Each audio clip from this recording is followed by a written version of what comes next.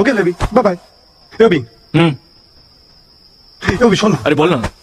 এই শোনো, দেখ দোয়েলের ব্যাপারটা একটু সময় সুযোগ বুঝে আমার বাড়ির লোককে বলবি প্লিজ ভাই, প্লিজ প্লিজ। তোর প্রেমের 1 বছর হয়েছে? না। তাহলে ডিউড লাইফটাকে এনজয় কর, আরো কয়েকটা দিন যাক। বিয়ে মানে তো প্রেম শেষ। সোনা, সবার মুখেই দেখি এখন খালি সোনা আর সোনা।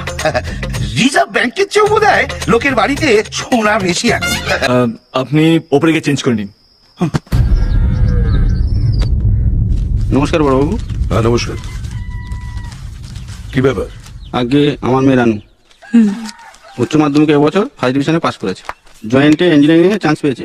আপনি যদি দয়া করে কলেজে একটু বলে দেন তাহলে ওর ফি সিটের ব্যবস্থাটা হয়ে যায়। বারণ করেছিলাম না তোকে মেয়েকে অত লেখাপড়া না শেখাতে? নিজের দিকে একটু তাকা, এরপর মেয়েকে ইঞ্জিনিয়ার করবি আর তারপর মেয়ের জন্য উপযুক্ত ছেলে খুঁজে পাবি তো। অত লেখাপড়ার দরকার নেই, কাল থেকে মায়ের সঙ্গে কাজে আসবি। ডিউড, তোমাদের এই ফ্যামিলিটা একটু অদ্ভুত টাইপ। কাউকে ভালোভাবে ভালোবেসে কথাও বলতে পারে। রবি, আমার মতন ওদের পাল্টাতে যাস না কিন্তু। আমিও তো প্রেমে পড়ে পাল্টে গেছি। কিন্তু ওরা ওদের পাল্টানোর কোনো কারণ চল। বিউটিফুল হওয়ার জন্য কোনো কারণ লাগে না ডিউড।